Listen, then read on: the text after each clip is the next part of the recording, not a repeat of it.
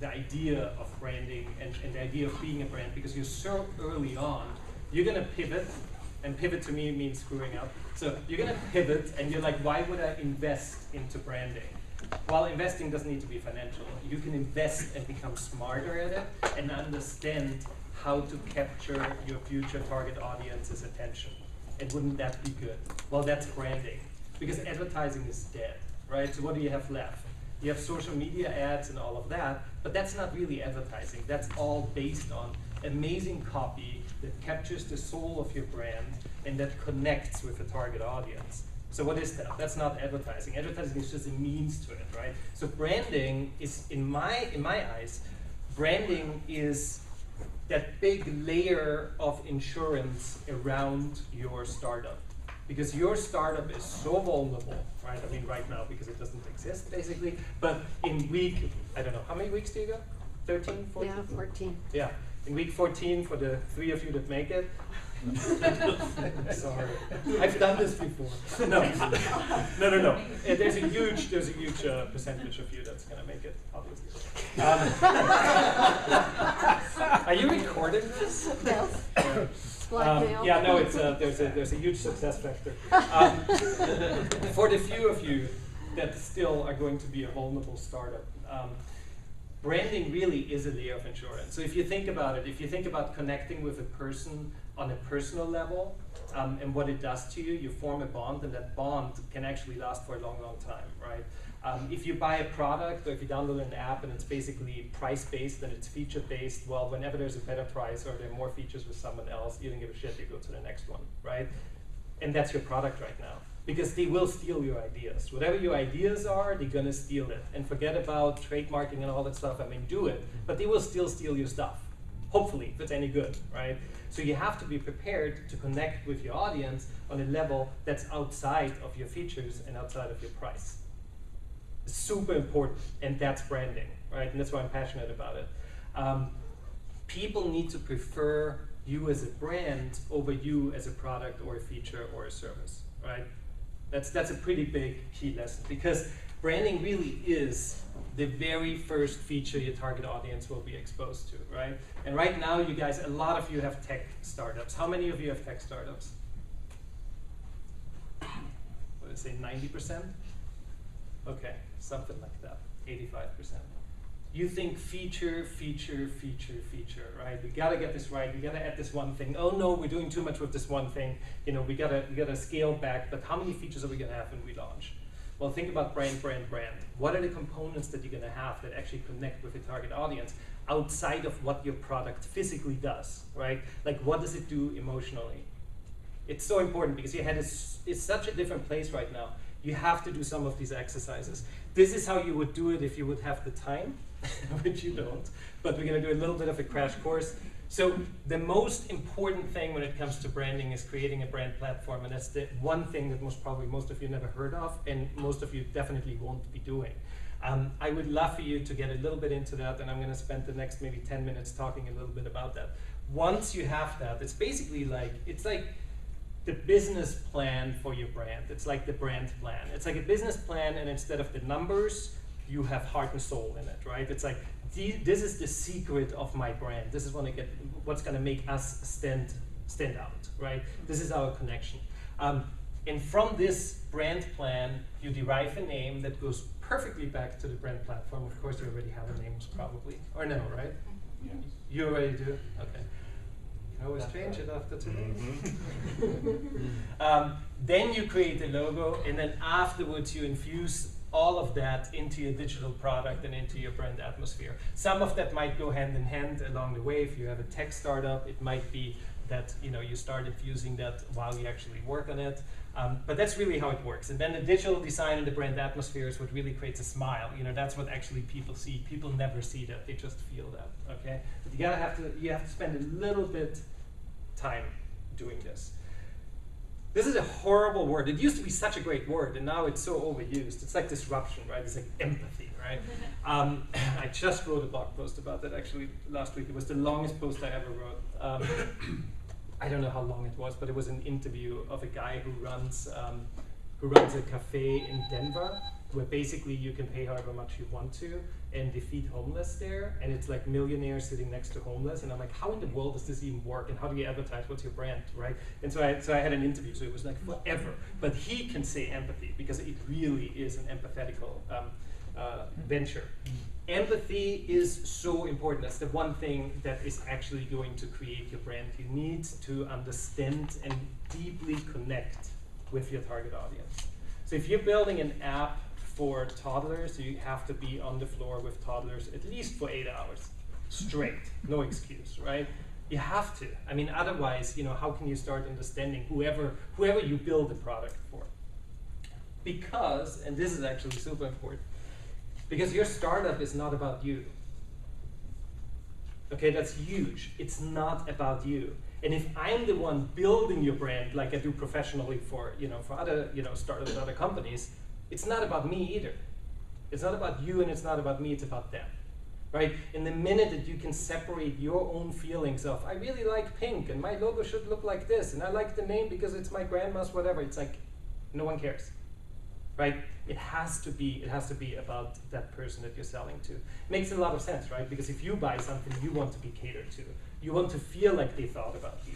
And especially with customer experience these days, and UX, UI, it's all about you just perfectly flowing through all of this, like seamlessly, and suddenly you're checked out and you're like, what just happened, right? I just bought a pair of shoes this morning from a Facebook ad, and I'm like, oh my God, like guilty as charged. I bought it on Facebook, and I'm such an old geezer that I looked at it on Facebook, I figured out a way how I can share it, but with myself via email, so that at work on my desktop, because, you know, I'm a certain age, on my desktop, I'm like, okay, here's the link to Facebook. I clicked on it, went to the website, and then that brand story just totally got me. And I'm like, oh my God, isn't that nice, and isn't that delightful? And oh yeah, no, that's right, I am a half a size larger, that's cool. And oh yeah, it already knows all my credit card information because Safari autofilled it. Well, free returns, no problem. Anyways, but it is about that entire journey. It's not an ad. It's not because of the Facebook ads, because what they had in it and how they connected with me. So in order for you to understand your target audience, you need to connect with them. And in order to connect with them, you need to focus on them. And how do you focus on hundreds and thousands of people in the future? Well, start with 2 or 3. Like really figure out who would these people be. And this whole idea of target personas, it is a little bit old school, but as a startup, you don't have data, right? I mean, whatever data you have, please use it. But most probably you're not going to have much data. So in the beginning, you kind of have to make it up. And you just have to have a really sure bet of like, these are my people. And then totally go, you know, demographics, psychographics, make up Adrienne, right? That's why she's got blonde and brunette and everything. But that's Adrienne, right? You have to make her up. You have to say, this is who she is. This is who I believe she is. These are the apps that she has on her phone. This is the car that she drives. You know, like this is what she wants, this is how she wants to feel, right? Like that's kind of like what we want to bring into her life, and that's what she's aching for when she comes to our website. And this is what she aspires to do in the future, so that we can cling on to her once we have her, right? So whatever weird shoes I bought this morning, I don't even know the brand, to be honest. I think Allbird or something weird, I don't know, wool shoes. I have no idea, it's really bizarre, but I did it. They most probably are going to follow me nicely now. Like they, you know, I'm going to hear from them a lot, right? And they're going to start understanding who I am based on my zip code and everything, right? So you want to know where your target audience could go a couple of years from now, so that your product can grow with them. If you don't do this, and by now this is a slightly outdated example. It's at least 2 or 3 years ago, but it's such a great example. The golf industry, you know, no one really cares about golf that much anymore. The next generation doesn't want to be in the sun outside for like 8 hours drinking a Bud Light and being in one of those little caddies. Kind of things have changed, right? They're not so excited about it anymore. What does the golf industry do? First, freak out. Second, try to change. Third, we can't really change. Fourth, let's do new product. Well, that's great. So what they focus on is they focus on actually changing the product. And what happens is that these geezers here are super excited, right? They're on their way out, but they love all the new products. They also have the spending power, so they're like, this is super cool. Where in reality, they wanted to get the millennials and the Gen Z and everyone else into golf, right? So the ones that actually thought about it, to get these guys to play their sport, they won, right? Who's familiar with Topgolf? But now I'm pretty much a lot of you, right?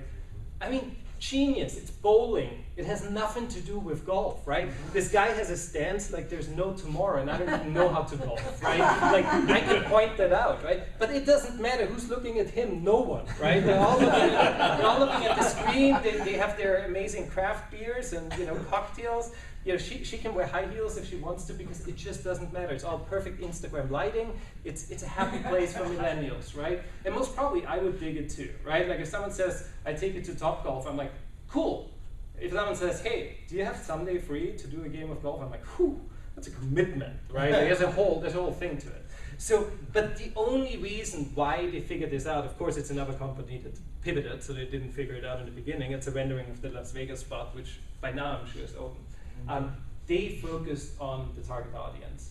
They said, okay, let's not think about golf as much. Let's think about who they are, what they want to do, what do they do when they get together. Oh, they actually want to talk. Well, that's interesting. You know, what else is important to them, right? It's the lighting. They want Instagram. They want, you know, craft pop, all of that stuff. And then in the end, well, how about we do this, right? So it just makes so much sense. But it starts with the person. So that's why I like this example so much. The business plan is about what you do. The brand platform is about why you do what you're about to do, right? And why would it matter deeply to your target audience?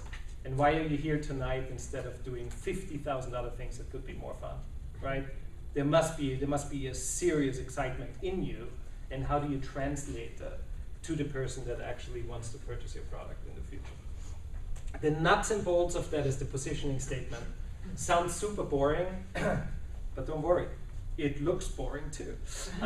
It is not boring, and that's the cool thing about it. So if there's one thing that I want you to do is write this down. I want you to write this down tonight or maybe tomorrow. If that's the only thing you're ever gonna do with your brand thinking hat on, with your brand platform, this one statement is absolute golden.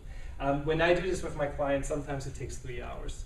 It's silly, right? It's a sentence. It's the simplest sentence. So to your target audience, so you fill in exactly who your target audience is. Our product is the category. Usually category is not exciting, right? You usually fit into a category. And yeah, there might be 2 or 3 of you that think you're gonna disrupt the category, or you create your own category. Well, most probably no one of you creates a category. You're gonna disrupt a category if you're really lucky, but otherwise you just fit into a category. That provides, what are you providing? Like, what are all the benefits? Also emotional, right? Not only functional. What are the benefits that you actually provide to your target audience? And then because, and so this is the cool thing. So a lot of these positioning statements, they stop right here, because it's like, okay, we know the target audience, we know which category we fall into, and now we know all the benefits. So what's the because about? Well, the because is your secret sauce. The because is what it's all about.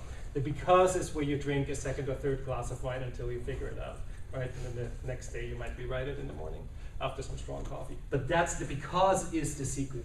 So let's look at Whole Foods. Not the Amazon Whole Foods, right? And not the two guys that started the Whole Foods. God, I forget that story.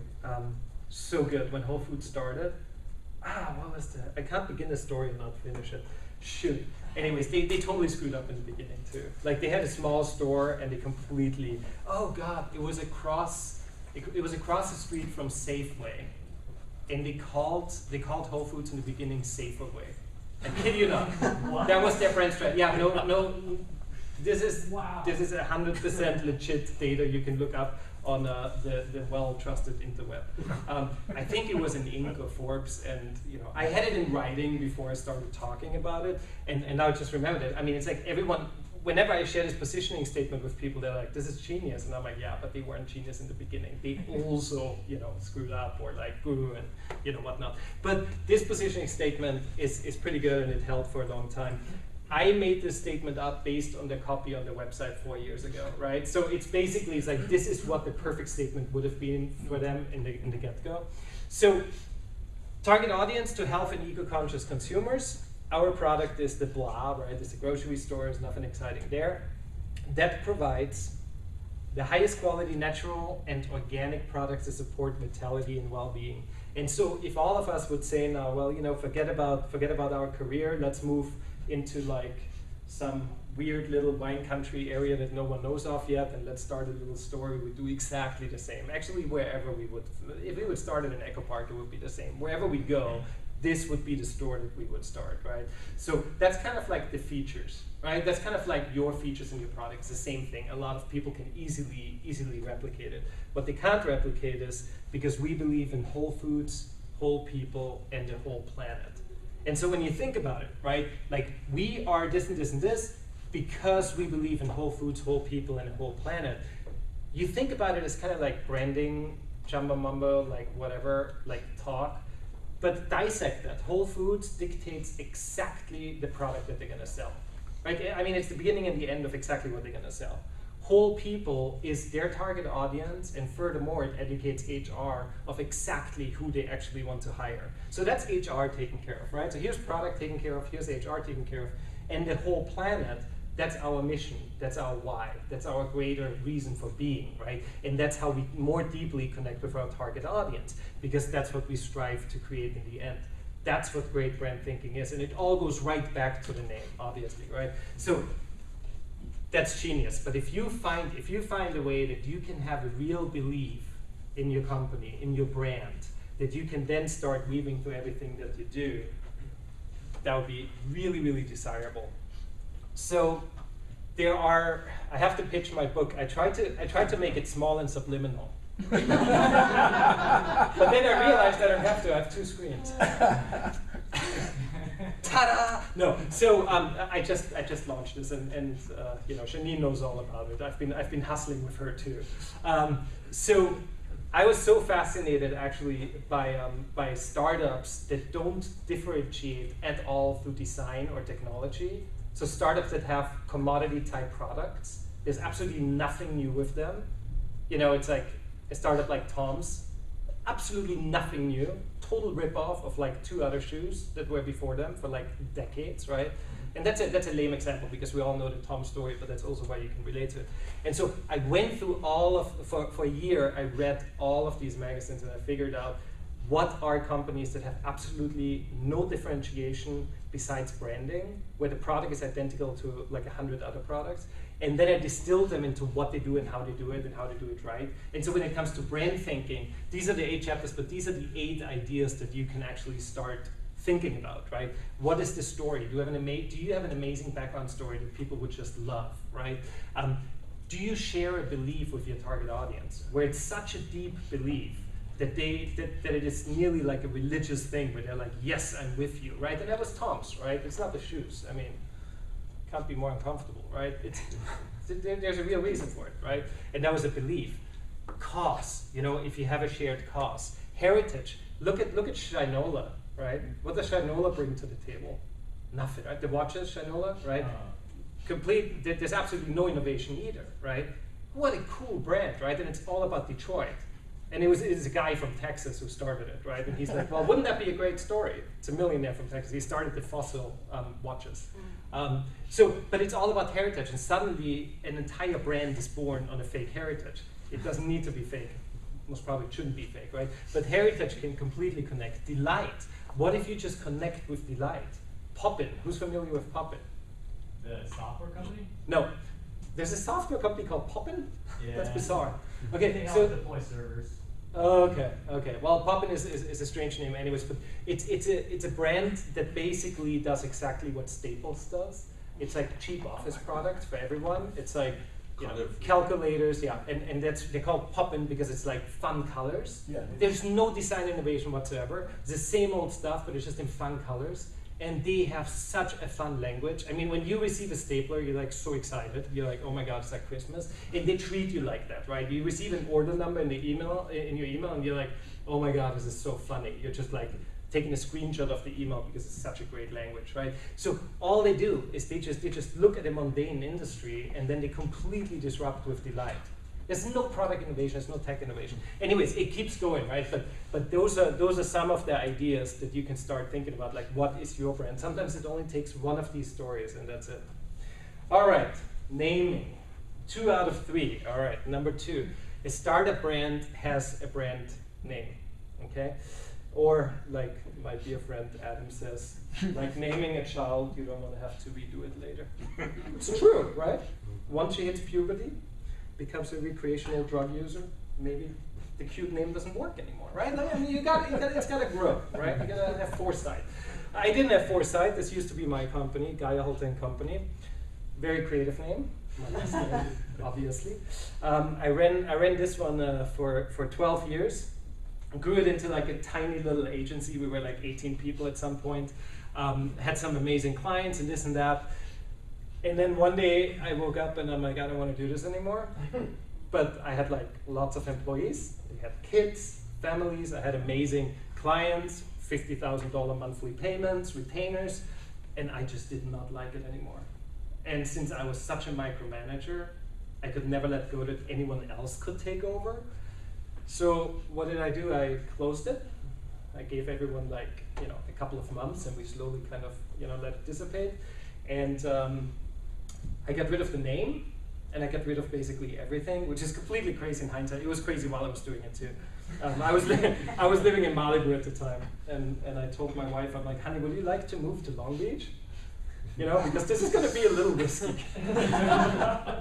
She was like, okay, I trust you. She said you can move to Long Beach. Yeah, that's right. I'll be there 2-3 years. You'll have fun. And here is, right? Well, she did. It's pretty amazing. So I owe her for a lifetime now, right? So anyways, I said that I don't want to do what I did anymore, and I want to have a very specific process that works with a very specific clientele, and I want to start somewhere and stop somewhere and then send clients away again. So I was more into like the speed dating idea rather than the marriage idea. Mm-hmm. So in my personal life, that's different. But in my professional life, I really enjoy having constantly new people around me and new ideas to like figure out. And so what I did is I started a new company that starts startup brands, right? So basically I work with startup brands to create everything I'm talking to you here about today, right? So create the brand platform, create the name, create the logo, create all of that.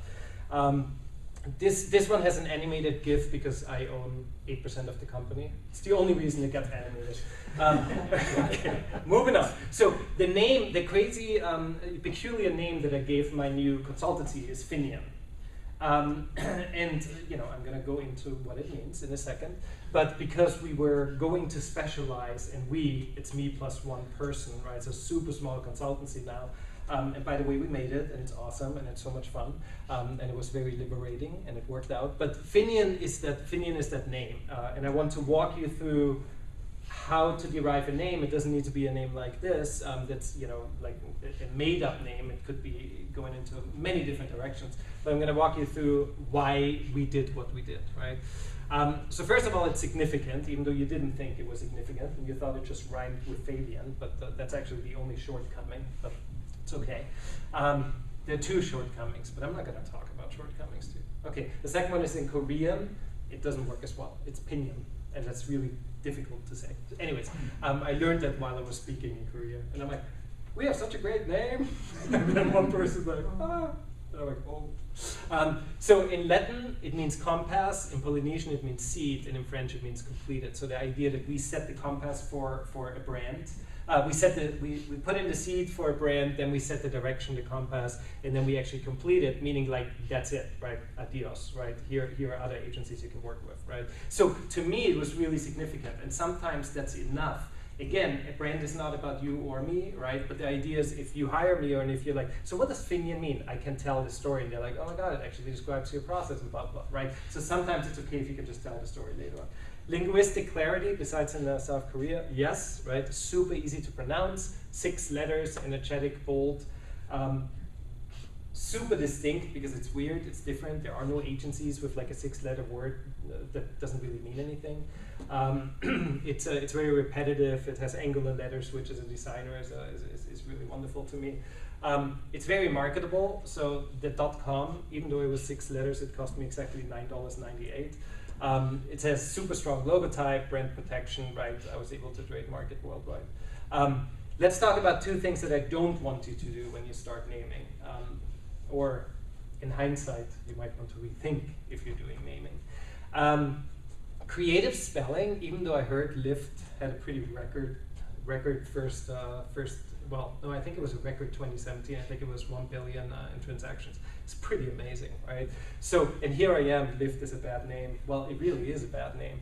Creative spelling is really uncreative spelling. Creative spelling happens when you can't be creative anymore. So it happens like at 5 in the morning and you're like, we really have to have that name on our legal documents tomorrow. So let's just misspell a word that we really liked, and that way we can get the URL.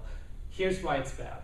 Yes, Lyft is doing well, you know, it's all good. But I'm talking to you in your first couple of months, your first half year. You're gonna always have to tell people how to spell it.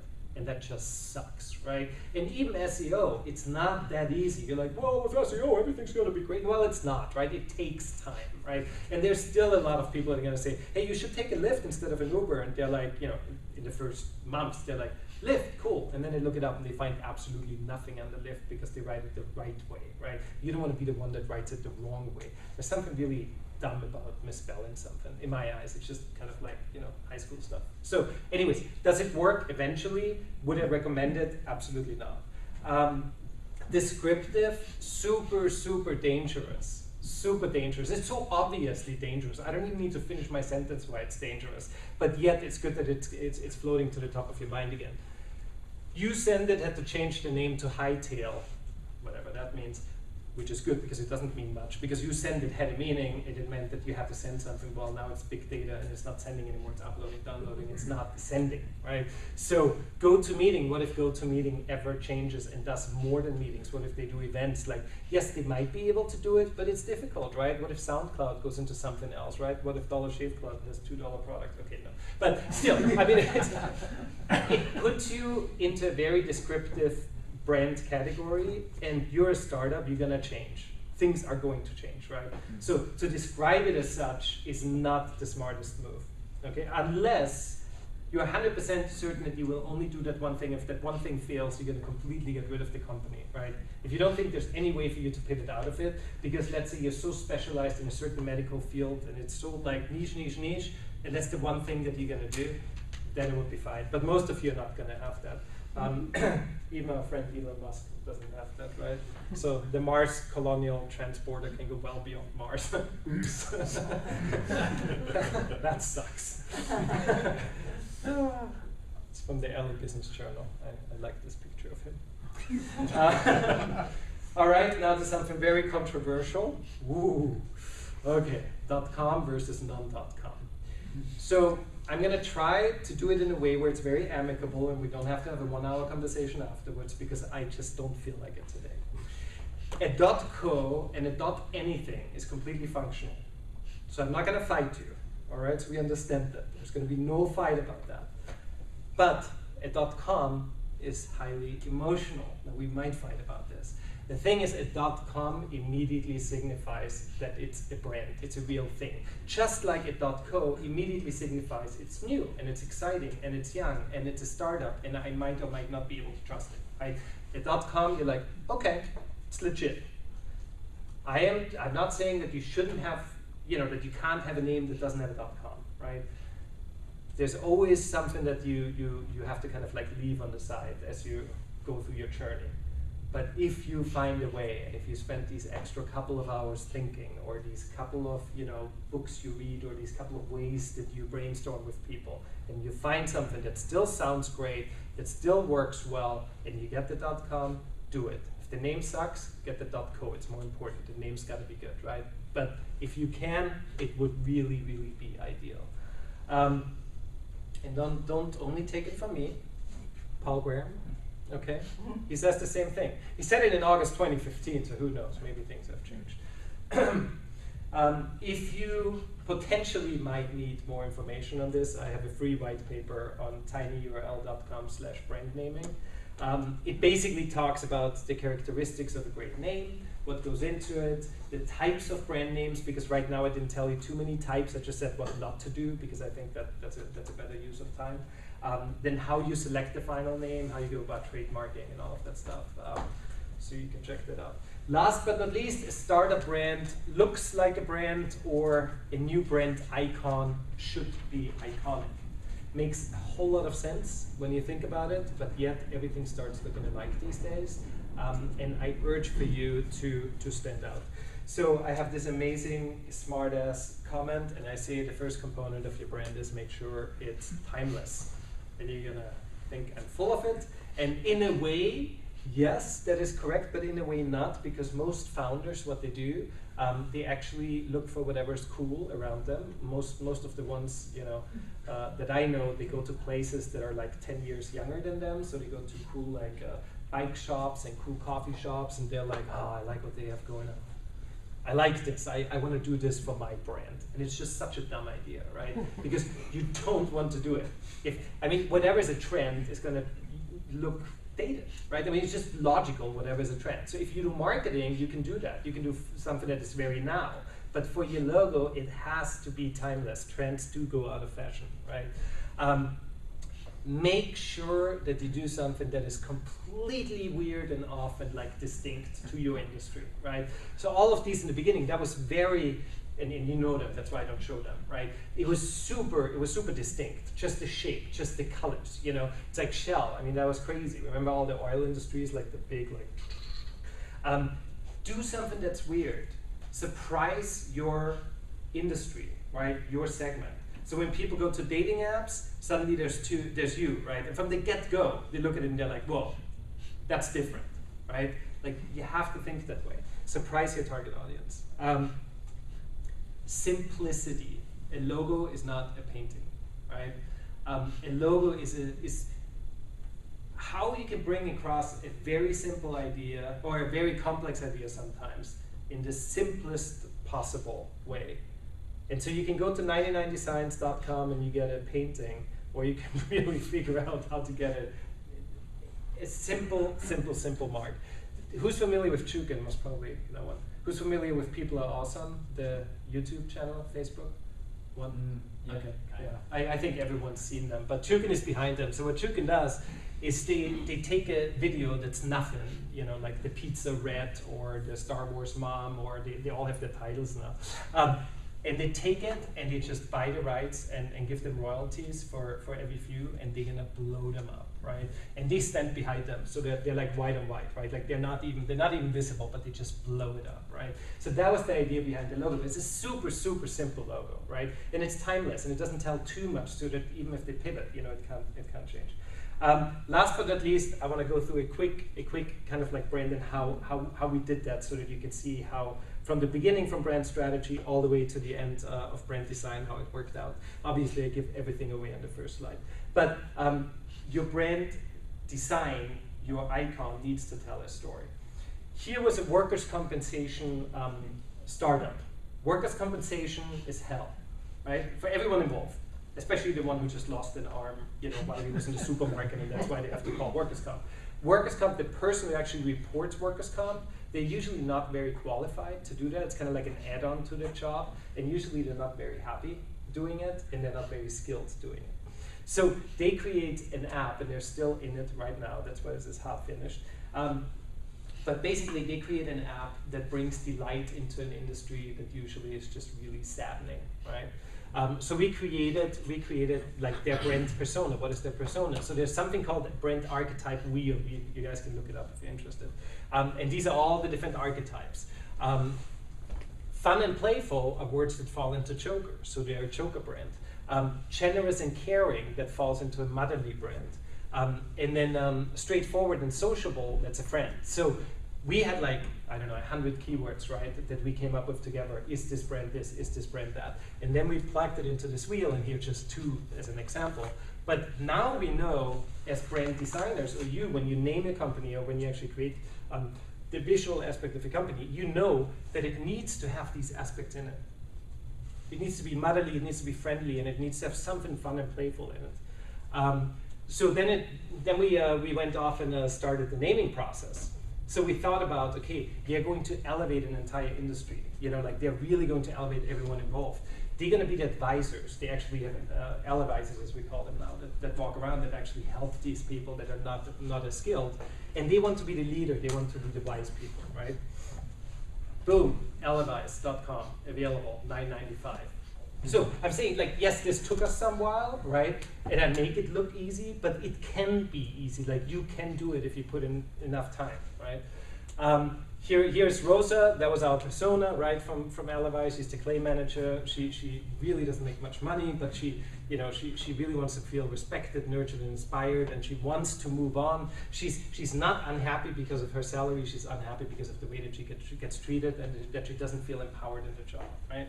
So there comes Ellie. Ellie is the app from LAFI, and LAFI is now the story. It is suddenly a two-way conversation in a place where usually there was no two-way conversation ever, and it brings a smile to everyone's face, right? So that's basically the story. Since this is also about design today, and it's amazing how we could talk about brand strategy, naming and design in half an hour, because I could talk like 1 hour each for each of these topics, but design, it is important that when you actually launch your company, to have some rules, and even if you make up those rules yourself, right? Because you're gonna work with like one kid in Romania and one freelance guy there and there and there, and they're all just gonna do everything with your brand, and whatever you personally think is also nice, you're gonna go with, and it's gonna be a brand disaster sooner or later. So we create something called a brand sheet, and you might want to do something similar, even if it's just in your head, right? The idea of like, this is why we exist, these are our values, this is our personality. If you have a tagline, great. This was not the final one, but that was the idea of turning the frown upside down. What is the tone of voice of your brand? Think about the typefaces, colors, like what are these things that you always use, and then make sure that you only use those over and over and over and over again. You have to be super strict about this, because that's the only way you're going to differentiate one brand from another. What's the tone of voice? What are the colors? What is that logo? How does it speak to me, right? And this goes a little bit too much into detail, but on the left side, definitely. Sub-graphics, what are graphics you can use, right? You know, how do you use photography? What kind of filters should you have on it? Like, how should it feel? And last but not least, you know, like, how does the brand then come to life? Like, how should it actually live? From the Ellie shirts for female, LAFIs for the guys, you know, like here having the little Ellie on the cap, you know, it's like little accents, and then you can really start taking these and spread them throughout your brand. That's it. If you haven't seen my book yet, okay. I actually, just because I'm so, you know, so in your face about it, I actually have 1 copy each today, and this is really hard for you to win one because there are like thousands of people here, but you might have a chance, looking at who's here, you might have a chance. So what I'm gonna do is I'm gonna give a little cup to you guys, and if you want me to spam you, which I will, drop in your business card or write your email on it, and at the end of the QA or whenever Janine, the master of ceremony, says now is the time, I'm gonna give away those 2 books. You can sell it for like tons of money on eBay. They're like, I'm not taking this, there's someone wrote in it. Okay. That's it. Can you do QA later or no? No. Okay. Questions for Fabian? Yep. So in respect to when you were talking about the .co versus the .com, I said not to talk about it. It's actually something else. But okay. When I was looking for my URL, the one that I wanted was taken, so I had to put a dash in between the two. How do you? I'm already getting the answer right there with your face. Tell me, please. Well, there's really only one thing that's wrong with it, right? It's the dash. Well, it's. Look, I mean, it's the dash or the .co or whatever. It's all the same thing, right? So it doesn't matter if you do a .co or if you do a dash. In the end, you make it a little more complicated when you tell people about it, and it makes it feel a little less grown up, right? But will it change anything? No, people are gonna click on it every, you know, like it doesn't even matter what URL you have because people are clicking on everything because everything comes online to you, right?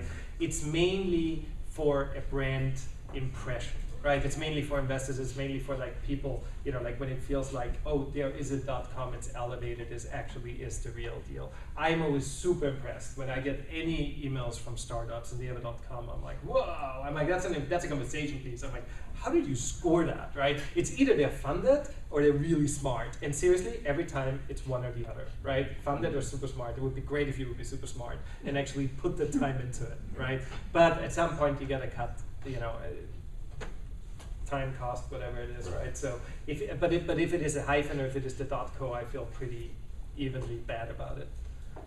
Okay. Quick, another question. So I'm in the product development phase of my product, which is an alcoholic kombucha beer. So is it too early to be doing like outward facing materials such as social media right now? And if we wanted to differentiate from other alcohol brands by being more of like speaking to a lifestyle than just the product, would it be weird or confusing to not be like posting like the product now on social media, but more of the lifestyle that we wanted to No. That's exactly the way you gotta do it. That's exactly the way you gotta do it. Especially with an alcoholic, well, it's a whole different story, but I was running the Guy Halter Wine Group for a while too, because I thought that was a good idea, and it was lots of fun, and I got really drunk all the time, and it wasn't fun anymore. But that was basically creating wine brands, and it was very much the same thing, but they actually didn't have a product, and they already kind of had tastings of other, of basically blends that they had made to taste like the wine that they want to produce. And so it's all this weird stuff, but it's a lifestyle in the beginning, right? And with you, I mean, it's such a competitive industry, you know it, right? And obviously you're going more into the kombucha, like you find your way, right?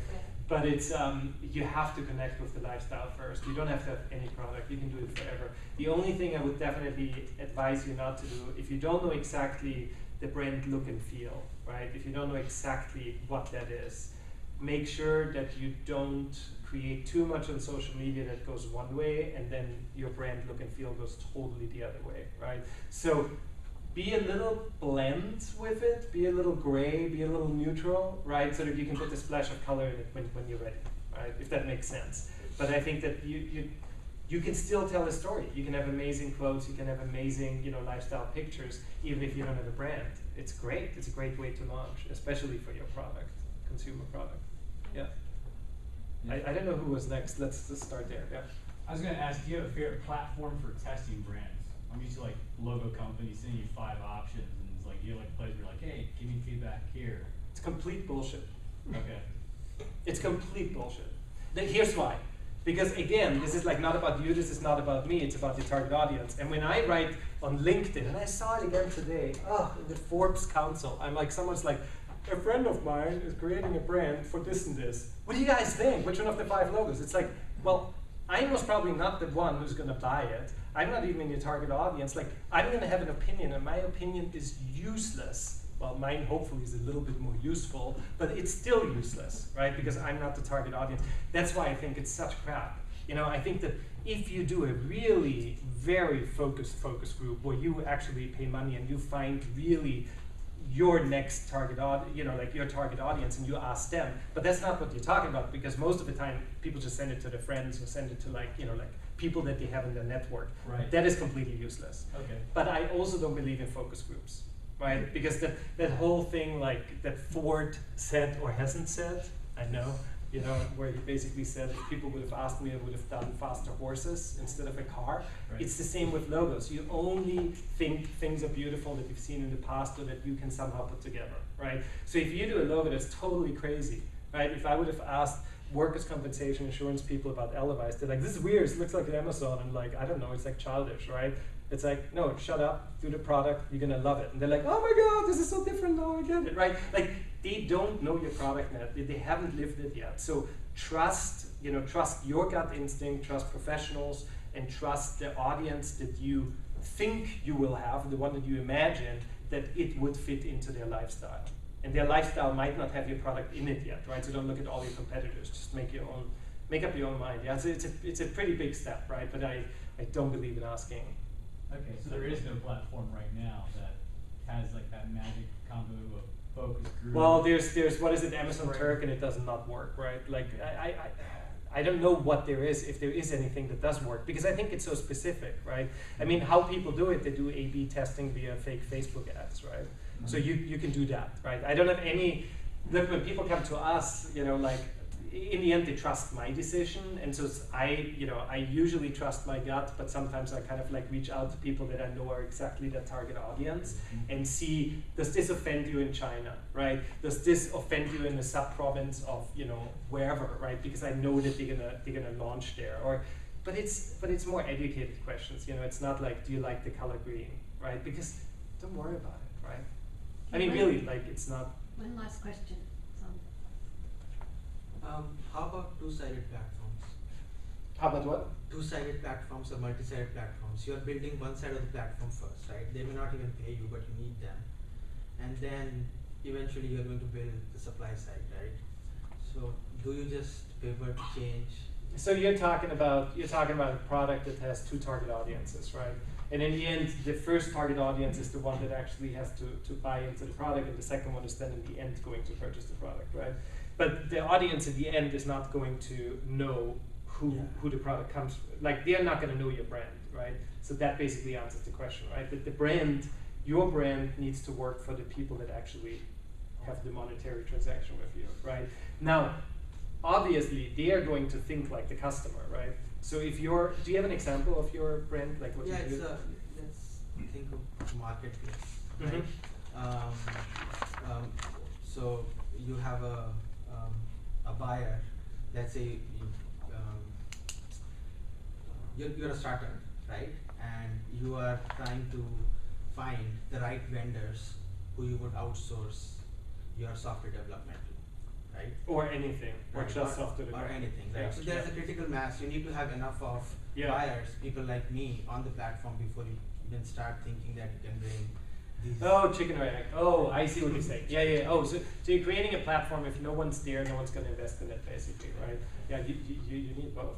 I mean, that's the sad answer. I'm sure Janine has maybe more information on that, because it's very much like a product development question, more so than a branding question. You know, in the end, like who you have to have. But if both of them are on the platform, you have to cater to both. Like your brand, visually and verbally, it needs to connect with both of your clients if both of them are on the platform. From day zero? I mean, you'll get someone first, right? And then you will probably get Yeah, but the other- person that you get first, they still envision the full platform, right? So they know who else will be on the platform. So they might not think that it caters to the others, right? So because they think that too, right? So if I, for instance, would go on a platform that caters to advertising agencies to hire small firms like mine to do their work, right? Which I would never do, but let's say, right? And they call me and they say, do you want to be on the platform? I'm going to look at it like, oh, do I feel like this represents my brand well? And I can do everything I need to do. But on the other hand, I'm going to think, well, do advertising agencies, would they like that? Like, would that work for them? Because I know that that's the end client. So it kind of has to do both. Cool. But I'm being booted out.